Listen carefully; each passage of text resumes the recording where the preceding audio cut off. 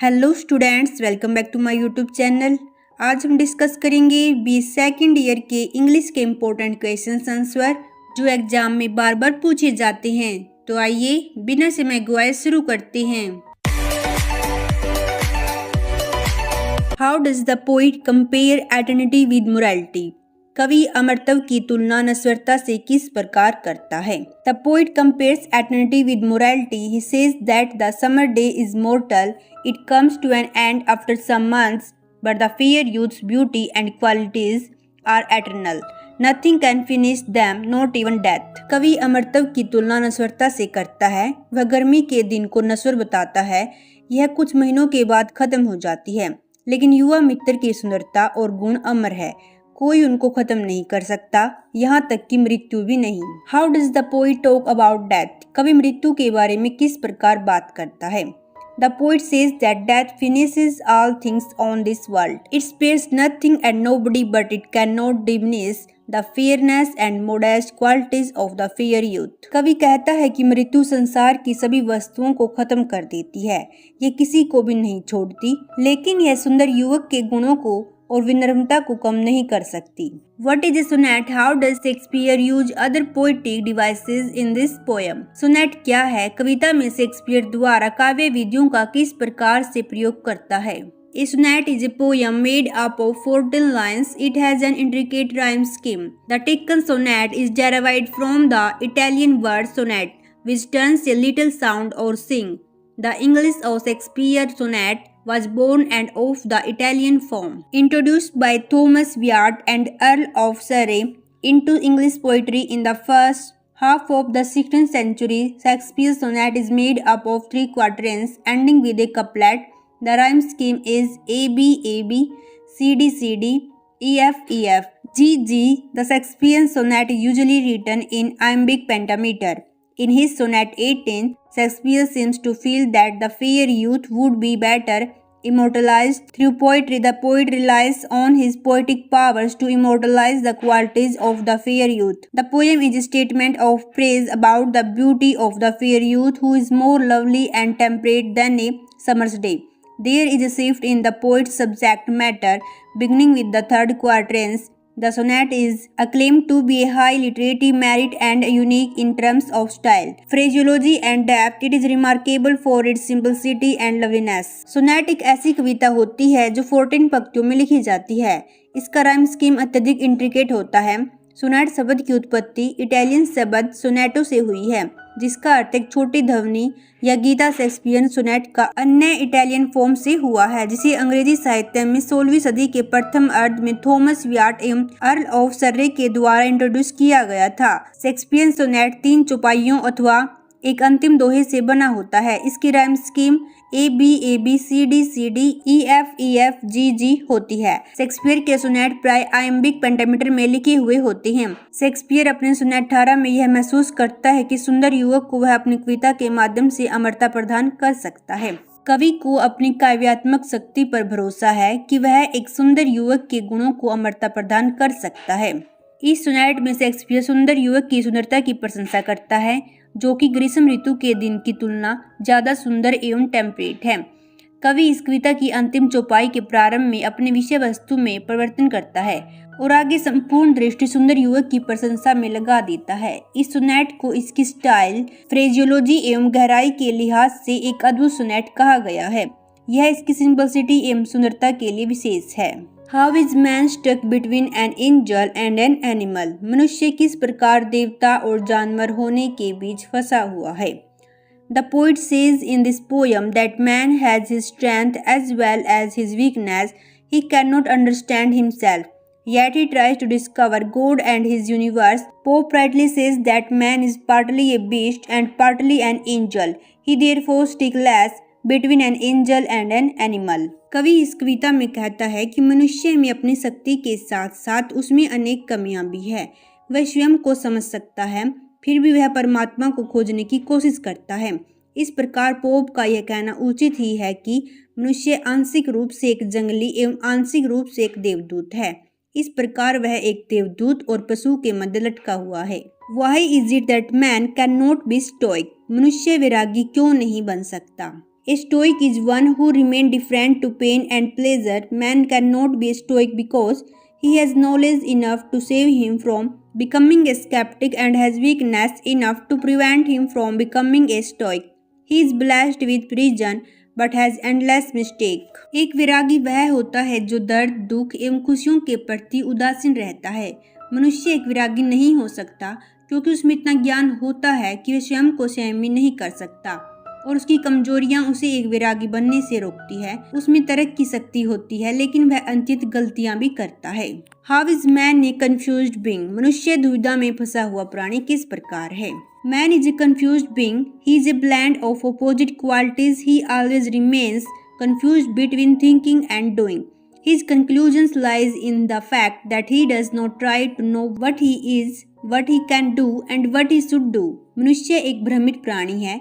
उसमें विरोधी गुणों का एक मिश्रण है। वह सदैव सोचने और करने के मध्य ही भ्रम में रहता है। उसका भ्रम इस तथ्य में निहित है कि वह यह जानने की कोशिश नहीं करता कि वह क्या है और वह क्या कर सकता है और उसे क्या करना चाहिए। Where according to Pope does the root of man's confusion lie? कवि के अनुसार मनुष्य की उलझन का आधार क्या है? Know then thyself is a famous poem of Alexander Pope. In this poem, the poet deals with the nature and position of man in this world. According to the poet, man is a blend of opposite qualities. He always remains confused between his thinking and doing. His confusion lies in the fact that he does not try to know what he is, what he can do, and what he should do. He is not able to decide whether he should consider himself a god or a beast. He cannot decide whether he should prefer his body or obey the orders of his mind. Although he is the only judge of all things, yet he himself becomes a victim of these things. He is the sole judge of truth, yet makes a number of mistakes. Thus man is confused due to his own weaknesses, so the poet suggests that he should study himself instead of wandering in search of God. Know then thyself Alexander pope की एक प्रसिद्ध कविता है। इस कविता में कवि इस संसार में मनुष्यों के स्वभाव और स्थिति का वर्णन करता है। कवि के अनुसार मनुष्य विरोधी गुणों का मिश्रण है। वह अपने विचार और कार्यों में हमेशा उलझा रहता है। उसकी उलझन इस बात में है कि वह यह जानने की कोशिश नहीं करता कि वह क्या है, क्या कर सकता है और उसे क्या करना चाहिए। वह निर्णय नहीं कर पाता कि क्या वह भगवान है या फिर जानवर। वह फैसला नहीं ले सकता कि क्या उसे शरीर को अच्छा समझना चाहिए या मन के आदेशों का पालन करना चाहिए। यद्यपि वह सभी चीजों का ज्ञाता है, फिर भी वह उन चीजों का शिकार बनता है। वह सच्चाई जानने वाला है, फिर भी अनेक गलतियां करता है। इस प्रकार मानव अपनी कमियों के कारण ही उलझा हुआ है। इसलिए कवि का सुझाव है कि उसे भगवान की तलाश में घूमने की बजाय स्वयं का अध्ययन करना चाहिए। What is Pope's concept of man in the poem Know Then Thyself? Know Then Thyself poem में पोप की मनुष्य के बारे में क्या धारणा है? Know Then Thyself is an extract from second part of Pope's famous poem, An Essay on Man. In this poem, the poet expresses his philosophy about man, his strength and his weaknesses. The subject of the poem is nature and state of man. With respect to himself as an individual, here the poet tells that man is what he can do and what he should do. In the present poem, the poet wants to justify the ways of God of man. In a satirical tone, he says that man can't fully understand himself, yet he tries to discover God and his universe. He says that man should know his own self because the proper study of mankind is man. The poet conveys a moral that we should not try to explore God, we should try to know our own selves. Know Then Thyself pope की प्रसिद्ध कविता an essay on man के दूसरे भाग का एक हिस्सा है। इस कविता में कवि आदमी के बारे में, उसकी ताकत और उसकी कमजोरियों के बारे में अपने विचार व्यक्त करता है। कविता का विषय है आदमी का स्वभाव और स्थिति, जो व्यक्तिगत रूप से स्वयं से संबंधित है। यहाँ कवि बताता है कि आदमी क्या है और क्या कर सकता है और उसे क्या करना चाहिए। वर्तमान कविता में कवि भगवान के तरीकों के बारे में आदमी को बताना चाहता है। एक व्यंग्यात्मक भाषा में वह कहता है कि आदमी स्वयं को तो पूरी तरह समझ नहीं सकता, फिर भी वह भगवान और उसके संसार को जानने का प्रयास करता है। वह कहता है कि आदमी को अपने आप को जानना चाहिए क्योंकि मानवता का उचित अध्ययन मानव है। कवि एक शिक्षा देता है कि हमें भगवान को खोजने की कोशिश नहीं करनी चाहिए, हमें अपने आप को जानने का प्रयास करना चाहिए। Then the poet makes an interesting analysis of human power and weaknesses. He laughs at man's vanities and helplessness. He rightly says that man is partly a beast and a partly an angel. God has placed man in middle state. He is blend of opposite qualities. In fact, he perfectly imperfect. The poet makes super use of oxymorons, saying that man is darkly wise and rudely great. In other words, man is undoubtedly wise, but his wisdom is mingled with ignorance. He is noble, but he is also ignoble. He has knowledge enough to save him from becoming a skeptic, and his weakness enough to prevent him from becoming a stoic. He is blessed with reason, yet he commits endless mistakes. Thoughts, the emotions mingle in him only to create confusion. तब कवि मानवीय शक्ति और कमजोरियों का एक रोचक विश्लेषण करता है। वह मानव के घमंड और मजबूरी पर हंसता है। वह ठीक कहता है कि मानव जानवर और फरिश्ता है। भगवान ने मानव को मध्य स्थिति में रखा है। वह विरोधी गुणों का मिश्रण है। वास्तव में वह पूर्णतः अपूर्ण है। कवि विरोधी शब्दों का सर्वोत्तम प्रयोग करता है, यह कहकर कि मानव अज्ञानी, बुद्धिमान और निम्न महान है। दूसरे शब्दों में, आदमी निस्संदेह बुद्धिमान है, लेकिन उसकी बुद्धिमत्ता में अज्ञानता मिली हुई है। वह योग्य है, लेकिन वह अयोग्य भी है। उसमें स्वयं को संशयी बनने से बचाने का काफी ज्ञान है और उसमें स्वयं को वैरागी बनने से बचने के लिए काफी कमजोरियां हैं। वह तर्क से भरा है, फिर भी वह अनगिनत गलतियां करता है। विचार और भावनाएं उसमें उलझन पैदा करने के लिए मिले हुए हैं। The poet further says that man is torn between his desire to act and rest. The question before him is always to be or not to be. He is unable to take the right decision. He can't decide whether to satisfy the hunger of his body or obey the order of his mind. He is judge of truth, yet a victim of many errors. He is essentially a glorious being, but also a mockery of the world. In fact, he is a riddle and mystery of this universe. Thus, the poem is a fine example of Pope's philosophy of reason and humanism. He says all is noble and godly take bring about improvement and happiness in human life. Stewart rightly calls this poem the noblest specimen of philosophical poetry. कवि आगे कहता है कि मानव काम करने या आराम करने की इच्छा में बटा रहता है। उसके सामने एक प्रश्न सदा रहता है, करूं या ना करूं। वह फैसला नहीं कर सकता कि क्या वह शरीर की भूख संतुष्ट करे या मन की आदेशों का पालन करे। वह सच्चाई का निर्णायक है, फिर भी कई गलतियों का शिकार है। वह अवश्य ही एक शानदार प्राणी है, लेकिन संसार का मजाक भी है। इस प्रकार यह कविता पोप के तर्क और मानवता के विचार का एक सुंदर उदाहरण है। वह कहता है कि जो कुछ भी मानव के जीवन में सुधार और खुशी लाता है, वह योग्य व दिव्य है। स्टीवार्ट ठीक कहता है कि यह कविता दार्शनिक कविता का सबसे योग्य नमूना है। What do you understand by short and simple annals of the poor? गरीबों की छोटी और साधारण कहानी से आप क्या समझते हैं? Short and simple annals of the poor means the life story of the poor forefathers of the village. They lived a life of doing hard labor cheerfully. They enjoyed simple and ordinary pleasure and lived unknown and inconspicuous lives. Now the humble folk lie buried in the village churchyard. गरीब लोगों की शक्तिपथ एवं साधारण जीवन कहानी से तात्पर्य उन गरीब गांव के मृत पूर्वजों की कहानी है जो अब अपनी कब्रों में दबे पड़े हैं। उन्होंने सख्त परिश्रम करते हुए प्रसन्नता के साथ अपना जीवन बिताया। वे साधारण खुशियों का आनंद लेते रहे और उन्होंने अज्ञात जीवन व्यतीत किया। अब वे विनम्र लोग गांव के कब्रिस्तान में सदा के लिए सोए हुए हैं। How does the poet describe rich and famous people? कवि धनी और प्रसिद्ध व्यक्तियों का कैसे वर्णन करता है? The poet describes the rich and famous people in the poem. The rich and famous people flattered of their wealth and proud. They had soaring ambitions. Their graves are adorned with carved stones bearing inspirations in their memory. Their relatives erected beautiful memorials in their memory. Even poets dedicated their poems to such people. They lavished extravagant and exaggerated praise on them. कवि इस कविता में धनी एवं प्रसिद्ध लोगों का वर्णन करता है। धनी एवं प्रसिद्ध लोग अपने धन एवं शक्ति पर गर्व महसूस करते हैं। उनकी उच्च अभिलाषाएं होती है। उनकी कब्रों को उनकी स्मृति में पत्थर पर नक्काशी करके सजाया जाता है। उनके रिश्तेदार उनकी स्मृति में सुंदर सुंदर मेमोरियल स्मारक बनाते हैं। यहाँ तक कि कवि लोग भी ऐसे लोगों को अपनी कविताएं समर्पित करते हैं। वे उनकी अत्यधिक प्रशंसा करते थे। Who is a hoary headed swain referred to in the poem?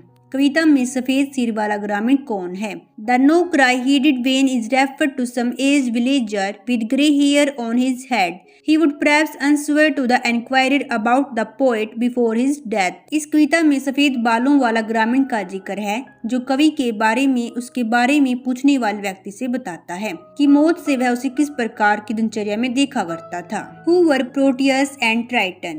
Proteus और ट्राइटन कौन थे? In Greek mythology, Proteus was one of the early gods of rivers and oceanic bodies. It was considered that he would often change shapes. Triton in Greek mythology was the messenger of the seas. He could raise or control waves.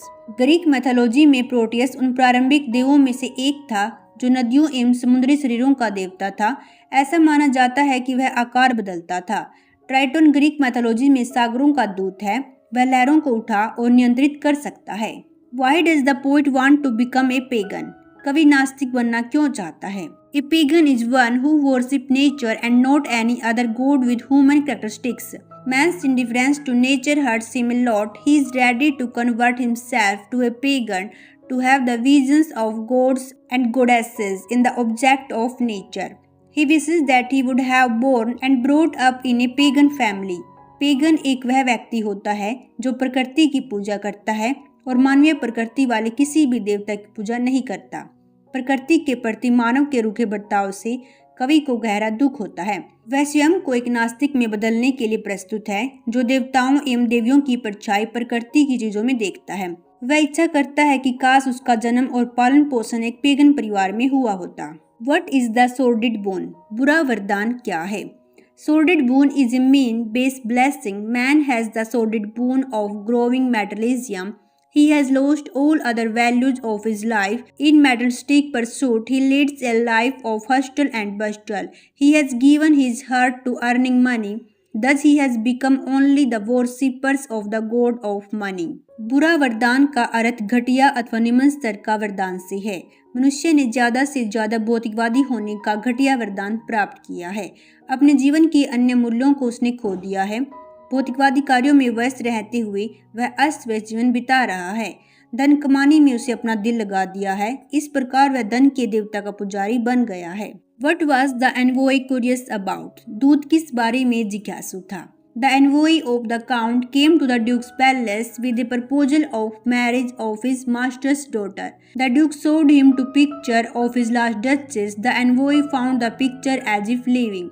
He was curious about the smile on the face of the picture of Duke's last duchess. Count का एक दूत Duke के महल में अपने स्वामी की बेटी की शादी का प्रस्ताव लेकर आता है। ड्यूक ने उसे अपनी पिछली डचेस का चित्र दिखाया। दूत ने देखा कि उस चित्र में डचेस इस प्रकार दिखाई देती है मानो वह जिंदा हो। इसलिए वह चित्र में ड्यूक की लास्ट डचेस के चेहरे पर मुस्कान के बारे में जानने का उत्सुक था। What is the Duke's explanation for his cruel treatment of the Duchess? Duchess के प्रति अपने क्रूर व्यवहार के लिए ड्यूक क्या स्पष्टीकरण देता है? The Duke told the messenger that he did not like the nature of his last duchess. She was delighted by terrible things. Moreover, she did not have sufficient skill in speaking. She failed to maintain the dignity of his noble family. Her habit of smiling increased so much that he could no longer tolerate it. Therefore, he gave orders that her smiling should stop forever. Duke ने संदेशवाहक को बताया कि वह अपनी पूर्व पत्नी के व्यवहार को पसंद नहीं करता था। वह छोटे कार्यों में प्रसन्नता महसूस करती थी। इसके अतिरिक्त उसमें बात करने की पर्याप्त चतुराई नहीं थी। वह उसके श्रेष्ठ परिवार की शान को कायम रखने में असफल ही रही। उसकी मुस्कुराने की आदत बढ़ती चली गई जिसे वह सहन नहीं कर सका। इसलिए उसने उसकी मुस्कान को सदा के लिए रोक देने की आज्ञा दी। Why did the Duke want to remarry? Duke फिर से शादी क्यों करना चाहता है? The Duke wanted to marry because his wife was dead. Now he was a widower. He wanted to marry the daughter of a powerful count who was famous for his generosity. Duke शादी करना चाहता था क्योंकि उसकी पत्नी मर गई थी। अब वह एक विदुर है। वह एक शक्तिशाली काउंट की पुत्री के साथ शादी करना चाहता था जो कि अपने दानशील व्यवहार के लिए प्रसिद्ध था। What does Tagore mean by narrow domestic walls? संकीर्ण घरेलू दीवारों से टैगोर का क्या अभिप्राय है? By narrow domestic walls, Tagore means religious, social and political difference which divided the people of his motherland. He praised the Almighty that his countrymen should not be divided in groups on the basis of caste, religion and language. They should live in perfect unity. संकीर्ण घरेलू दीवारों से टैगोर का अभिप्राय धर्म, सामाजिक और राजनीतिक भेदभाव से है, जो कि उसके देश के लोगों को विभाजित कर देती हैं। वह परमात्मा से प्रार्थना करता है कि उसके देशवासी जाति, धर्म और भाषा के आधार पर समूहों में विभक्त न हो, उन्हें पूर्ण एकता भाव से रहना चाहिए। What kind of freedom does Tagore visualize for his country? Tagore अपने देश के लिए किस प्रकार की स्वतंत्रता का सपना देखता है? Tagore prays to God to lead his country into a heaven of freedom. This freedom should be physical, mental and spiritual. This is possible only if the people of his country are fearless and self-respecting. There should be no discrimination in the matter of getting knowledge. The society should not be divided in groups on the basis of color, caste and religion. The poet wants that his countrymen should be truthful and hardworking. They should aim at perfection in every task that they undertake. They should be a man and woman of clear thinking, not being misguided by dead custom and traditions. They should have a firm faith in God, getting inspiration from the Almighty. The poet visualized this kind of future for India. It certainly goes beyond the mere concept of political freedom. Tagore makes a humble prayer to the Almighty God to bless his country with physical, spiritual and mental freedom. कवि परमात्मा से प्रार्थना करता है कि उसके देश को स्वतंत्रता ऐसे स्वर्ग में ले जाए जहां भौतिक, मानसिक और आध्यात्मिक स्वतंत्रता हो। यह तभी संभव है यदि लोग निडर और आत्मसम्मान वाले होंगे। ज्ञान प्राप्त करने में किसी प्रकार का भेदभाव न हो। इस वर्ग में समाज रंग, जाति एवं धर्म के आधार पर छोटे छोटे समूहों में बटा हुआ नहीं होना चाहिए। कवि यह भी चाहता है कि उसके देशवासी सच्चे और मेहनती हो। वे जो भी काम करे उसे पूर्ण करे। वे स्पष्ट सोच वाले पुरुष और स्त्रियां हो जो पुराने विचारों और अंधविश्वासों द्वारा गलत मार्ग पर न जाए। उन्हें परमात्मा में पूर्ण विश्वास हो, उसी से उत्साह प्राप्त करके उसके देशवासी भौतिक और बौद्धिक क्रिया में भाग ले। कवि इस प्रकार का भविष्य भारत के लिए देखता है। वह वास्तव में राजनीतिक स्वतंत्रता के विचार से कहीं ऊपर है। टैगोर परमात्मा से प्रार्थना करते हैं कि वह उसके देशवासियों को भौतिक, आध्यात्मिक और मानसिक स्वतंत्रता प्रदान करे। Why does the poetess call the bangles token of radiant lives? कवित्री चूड़ियों को प्रसन्न जीवन की निशानियां क्यों कहती है? The bangles are worn by women of all ages.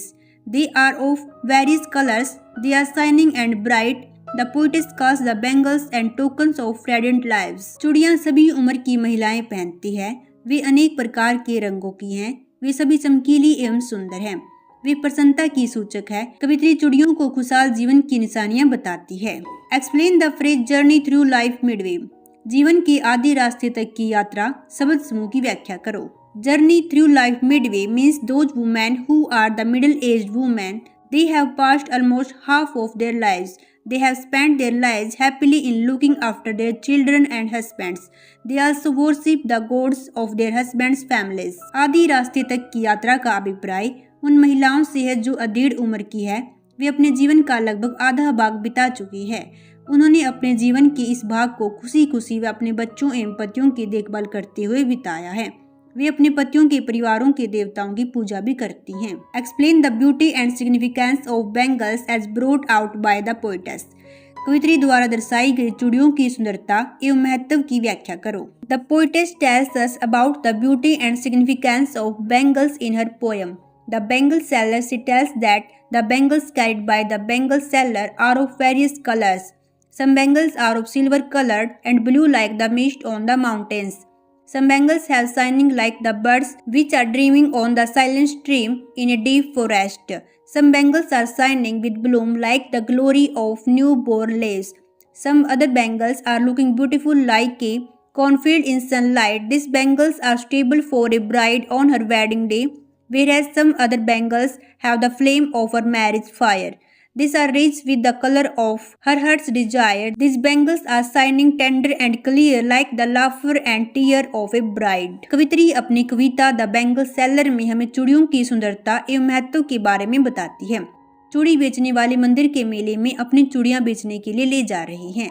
ये चूड़ियां अनेक रंगों की हैं। कुछ चूड़ियां सिल्वर रंग की नीलिमा लिए हुए हैं जो पर्वतों पर छाई धुंध के समान चमकीली दिखाई देती है। कुछ चूड़ियों में कलियों जैसी चमक है जो किसी जंगल में शांत नदी के किनारे मुस्कुराती है। कुछ चूड़ियां चमकीली है और वे इस प्रकार दिखाई देती है जैसी नई खिली हुई पत्तियां पेड़ों पर चमकती हुई दिखाई देती हैं। कुछ अन्य चूड़ियां इस प्रकार सुंदर दिखाई देती है जिस प्रकार अनाज का खेत सूर्य की रोशनी में दिखाई देता है। ये चूड़ियां एक ऐसी दुल्हन के लिए उचित है जिन्हें वह अपनी शादी के दिन पहनती है। इनका रंग लाल है जैसा कि रंग दुल्हन की इच्छा का होता है। ये चूड़ियां चमकीली, कोमल एवं स्पष्ट है जैसे कि एक दुल्हन की हंसी और आंसू होते हैं। In addition to this some bangles are purple having grey painting. Such bangles are most suitable for those women who have passed half of their lives. The hands have enjoyed and cuddled their sons on their breasts and have served their household with pride and happiness and who have worshipped the gods of their husbands' families. इनकी अतिरिक्त कुछ चूड़ियां बैंगनी है जिन पर भूरे रंग की पेंटिंग है। ऐसी चूड़ियां उन महिलाओं के लिए उचित है जो अपना आधा जीवन बिता चुकी हैं और अब अधीर अवस्था में है। उनके हाथों ने आनंद प्राप्त किया है और अपने पुत्रों को अपनी छातियों पर खिलाया है और उन्होंने अपने परिवारों की खुशी खुशी सेवा की है और जो अपने पतियों के परिवारों के देवताओं की पूजा करती है। Who convenes the meeting of princes? राजकुमारों की सभा कौन बुलाता है?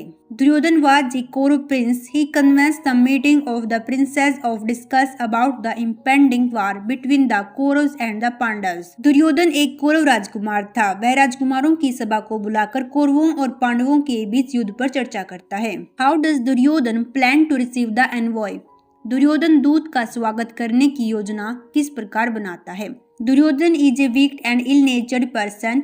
He wants to insult Krishna, so he wants that anyone who got up to welcome him would be fined 12 gold coins.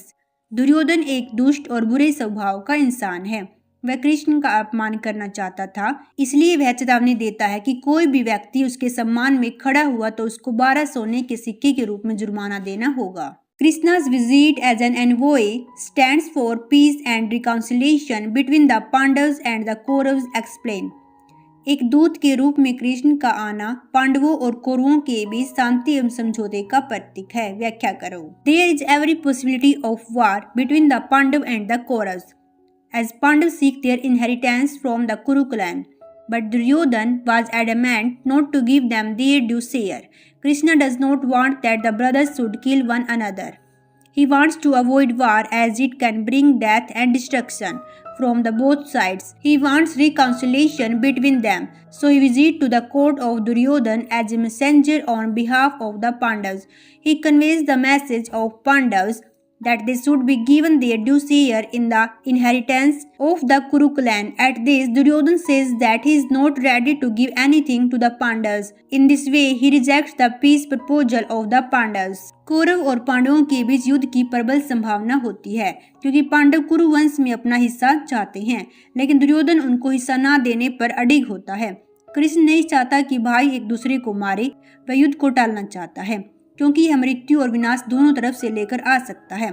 वह उनके साथ समझौता चाहता है, इसलिए वह पांडवों की तरफ से एक संदेशवाहक बनकर दुर्योधन के दरबार में आता है। वह पांडवों का संदेश व्यक्त करता है कि उनको कुरु वंश की संपत्ति में से उनका हिस्सा दिया जाना चाहिए। इस पर दुर्योधन कहता है कि वह पांडवों को कुछ भी नहीं देगा। इस प्रकार वह पांडवों के शांति प्रस्ताव को ठुकरा देता है। Why does Dhritarashtra apologize to Krishna? Dhritarashtra Krishna से माफी क्यों मांगता है? There is every possibility of war between Kaurav and the Pandavas.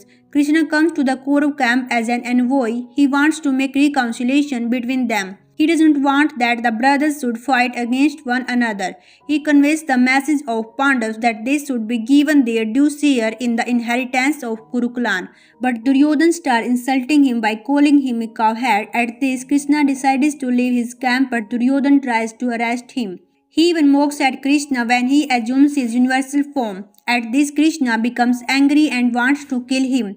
Dhritarashtra comes to know that his son has behaved him badly. He knows that Krishna's anger can bring destruction to the whole kingdom. So he apologizes to Krishna. Krishna forgives him. Kaurava और पांडवों के बीच युद्ध की प्रबल संभावना थी। Krishna Kaurava camp में एक दूत के रूप में आता है। वह उनकी मध्य सामंजस्य चाहता है। वह नहीं चाहता कि भाई एक दूसरे के विरुद्ध लड़े। वह पांडवों का संदेश व्यक्त करता है कि कुरु वंश में उनको उनका हिस्सा मिलना चाहिए, लेकिन दुर्योधन उसको ग्वाला कहकर उसका अपमान करना शुरू कर देता है। इस पर कृष्ण दरबार छोड़कर जाने का निर्णय कर लेता है, लेकिन दुर्योधन उसको गिरफ्तार करने की कोशिश करता है। वह कृष्ण पर हंसता है जब वह वास्तविक स्वरूप में आ जाता है। धृतराष्ट्र को पता चलता है कि उसके बेटे ने कृष्ण के साथ दुर्व्यवहार किया है। वह जानता है कि कृष्ण की नाराजगी पूरे साम्राज्य के लिए विनाश ला सकती है, इसलिए वह कृष्ण से माफी मांगता है। कृष्ण उसे क्षमा कर देता है। Who is referred to as the lotus-eyed Lord? Why is he angry? किसको कमलनयनी भगवान कहा गया है, वह गुस्से में क्यों है? Lord Krishna is referred to as the lotus-eyed Lord. He is angry because Duryodhan has insulted him. First of all, Duryodhan wants all the princes not to get up from their seats in the honor of Krishna. Secondly, he rejects his proposal of peace. Krishna does not want that the brothers should fight against one another. He tells Duryodhan that the Pandu want their due share in the inheritance of the Kuru clan. At this, Duryodhan tells him that he will not give them even a blade of grass. So Krishna becomes angry and decides to use his Sudarshan Chakra to kill Duryodhan. But he changes his mind at Sudarshan's suggestions. Then Dhritarashtra comes there and apologizes to forgive him. भगवान कृष्ण को कमलनयनी भगवान कहा गया है। वह गुस्से में है क्योंकि दुर्योधन ने उसका अपमान किया है। सबसे पहले दुर्योधन सभी राजकुमारों को चेतावनी देता है कि वे कृष्ण के सम्मान में अपनी सीटों से नहीं उठेंगे।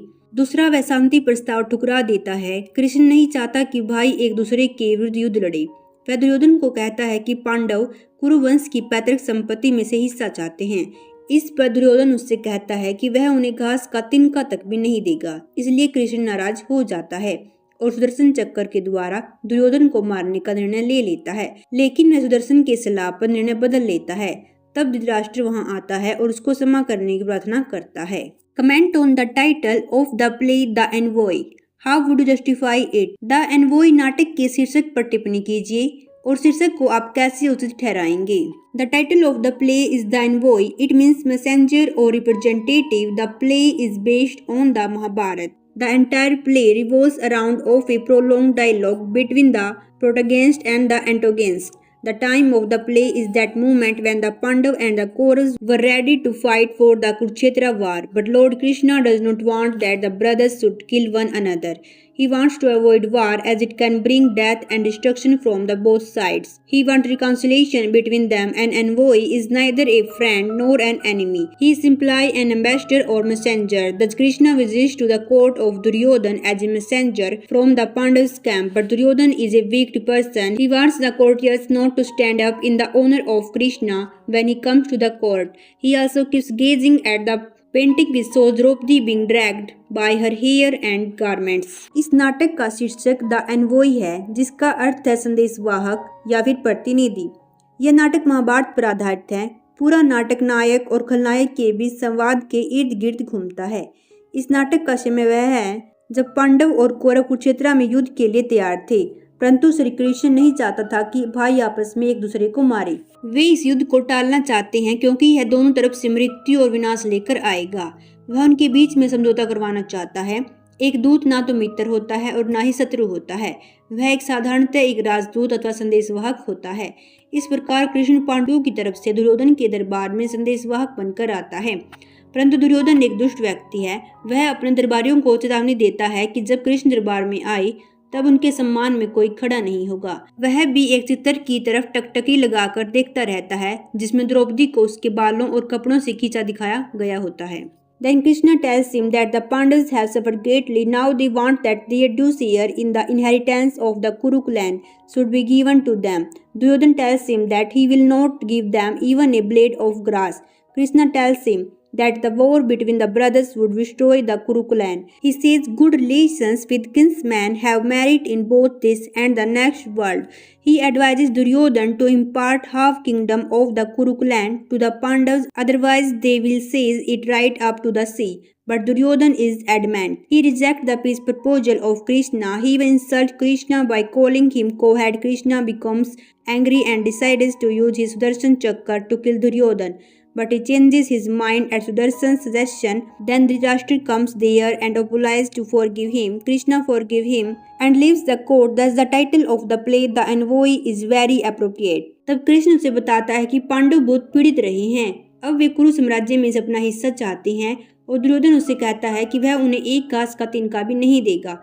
कृष्ण उसे बताते हैं कि युद्ध कुरुवंश का विनाश कर देगा। वे कहते हैं कि सही संबंधियों के साथ अच्छे संबंध रखने से इस लोक व परलोक दोनों में पुण्य फल मिलता है। वह दुर्योधन को सलाह देते हैं कि कुरुवंश के आधे राज्य को पांडव को दे दो, नहीं तो वे इसे समुद्र तक खींच लेंगे। परंतु दुर्योधन अडिग रहा। वह कृष्ण का शांति प्रस्ताव ठुकरा देता है। वह कृष्ण को ग्वाला कहकर अपमानित करता है। कृष्ण क्रोधित हो जाते हैं और दुर्योधन को अपना सुदर्शन चक्र का प्रयोग कर मारने का निश्चय करते हैं। परंतु सुदर्शन की सलाह पर वे अपना मन बदल लेते हैं। तब धृतराष्ट्र वहां आते हैं और उसे क्षमा करने की प्रार्थना करते हैं। कृष्ण उसे माफ कर देते हैं और दरबार से चले जाते हैं। इस प्रकार नाटक का शीर्षक द एनवॉय उपयुक्त है। Why does Svetlovidov feel dismayed? Svetlovidov उदास क्यों है? Svetlovidov has climbed many peaks of success and achievements in his long acting career, but his present condition is pitiable. He is unmarried, lonely, old, neglected and frustrated. Nobody cares for him. Svetlovidov ने अपने लंबे अभिनय काल में सफलता और जीत को प्राप्त किया, परंतु उसकी वर्तमान स्थिति दयनीय है। वह अविवाहित, अकेला, बूढ़ा, परित्यक्त और निराशा में है। कोई उसकी परवाह नहीं करता। What was Nikita Ivanich occupation? Nikita Ivanich का व्यवसाय क्या था? Nikita Ivanich is one of the two characters in the play The Swan Song. He worked as a prompter in the theatre. He spent his nights in the dressing room of the theatre as he had no house to live in. Nikita Ivanich The Swan Song के दो पात्रों में से एक है। वह theatre में एक व्याख्यानकार के रूप में काम करता है। वह अपनी रातें थिएटर के ड्रेसिंग रूम में बिताता है क्योंकि उसके पास घर नहीं है। Discuss the appropriateness of the title the swan song. The swan song शीर्षक की उपयुक्तता के बारे में विवेचन कीजिए। The swan song is the last thing produced और performed by an artist for a public. This one-act play of Chekhov is a swan song for the central character Svetlovidov. The play is a study of powerful character who has been in the theatre more than 40 years. The play presents his last performance on the stage. He has already climbed many peaks of success and achievements in his long acting career. It is believed that the mute swan sings a very beautiful song before it dies. Svetlovidov to gives his last performance on the stage beautifully and artistically. The last performance is held for his benefit, and in his repertoire he gets heavily drunk. He falls asleep in the dressing room of theatre. He has drunk to forget the emptiness, meaninglessness and bitter experience of his life. The audience and the other artists have already gone home. The Swan Song एक कलाकार द्वारा जनता के लिए अभिनीत अंतिम वस्तु थी। चिकोव के इस वन एक्ट प्ले में स्वेतलोविडोव मुख्य कलाकार हैं। यह नाटक एक ऐसे चरित्र का अध्ययन है जिसने 40 वर्षों से अधिक समय थिएटर में बिताया है। यह नाटक उस पात्र के अंतिम मंच अभिनय को प्रदर्शित करता है। अपने लंबे अभिनय काल में उसने कई ऊंचाइयों को छुआ है। यह माना जाता है कि मृत्यु से पूर्व गूंगा हंस सुंदर गीत गाता है। स्वेतलोविडोव भी मृत्यु से पहले अपने मंच अभिनय को बहुत कलात्मक और सुंदरता से प्रदर्शित करता है। वह ड्रेसिंग रूम में सोता है। वह अपनी जिंदगी के खालीपन, अर्थहीनता और कड़वे अनुभव को बुलाने के लिए शराब पीता है। दर्शक तथा दूसरे कलाकार अपने घर चले जाते हैं। When the play opens, we find him alone in the dressing room. He comes up stage and begins to lament over his past and the present neglected, lonely and miserable condition. He shouts for the attendance. Then Nikita, a prompter, comes to the stage and shows deep sympathy and respect to him. Such a great artist has no home, family, relatives and nobody to care him. He has already given his more than 40 years to the stage performing masterful and skillful role play. He has devoted himself since long ago for the entertainment of the public and for the upliftment of art and theatre. But now he meets emptiness, hatred, frustration and meaninglessness. He says, I am helpless. This remark best presents his despair and failure in the old age. Svetlovidov is now in the Swan Song stage of life and art. Thus the last performance of the actor is surely going to be the swan song of his life too.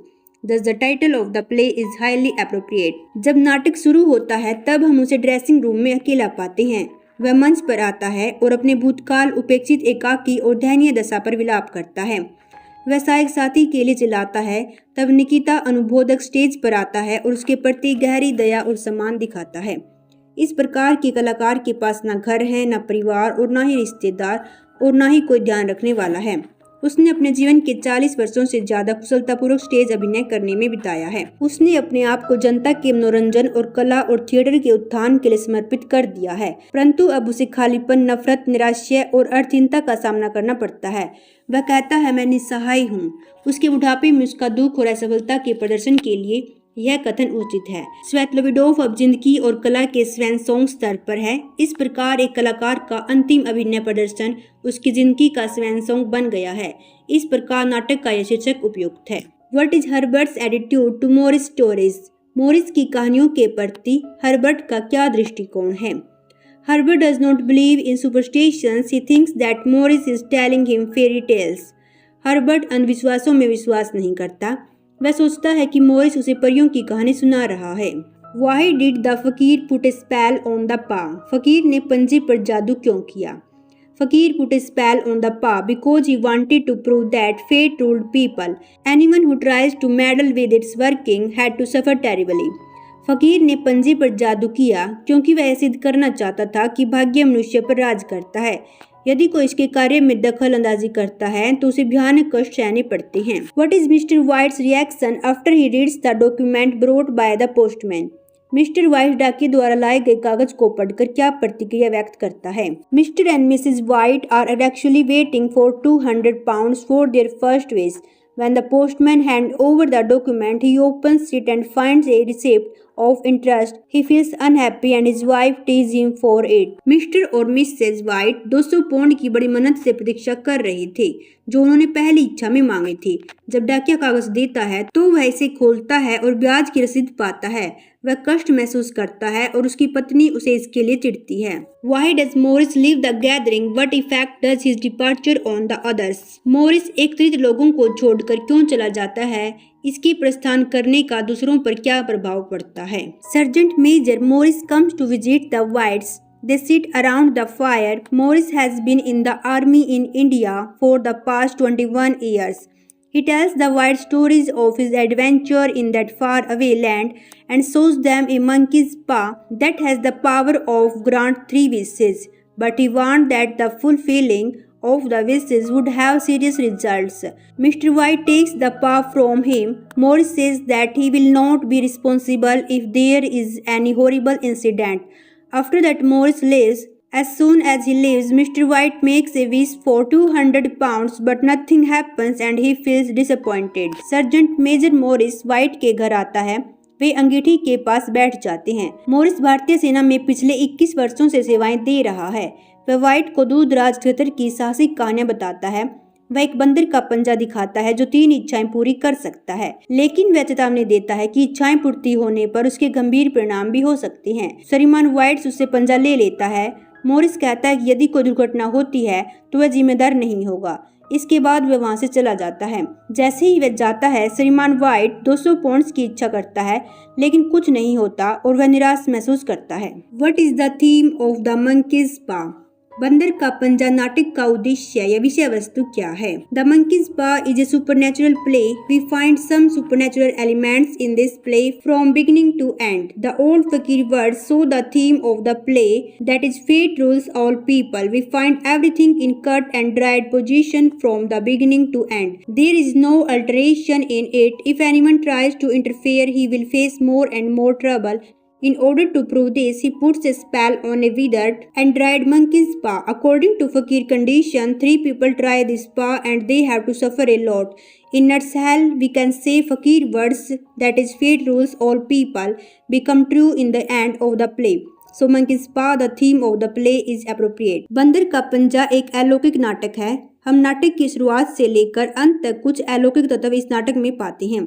बूढ़े फकीर के शब्द इस नाटक के उद्देश्य व विषय वस्तु को दर्शाते हैं, जो कि भाग्य सभी लोगों पर शासन करता है। हम आरंभ से लेकर अंत तक सभी चीजों को पूर्व निर्धारित रूप से पाते हैं और उनमें कोई बदलाव नहीं होता। यदि कोई इसमें दखल देने की कोशिश करता है तो उसे कठिनाई का सामना करना पड़ता है। इसे सिद्ध करने के लिए वह एक सूखे व मुरझाए पंजे पर जादू करता है। फकीर की शर्तों के अनुसार 3 लोग 3 शर्तों को अपनाते हैं। और बड़ी कठिनाई का सामना करते हैं।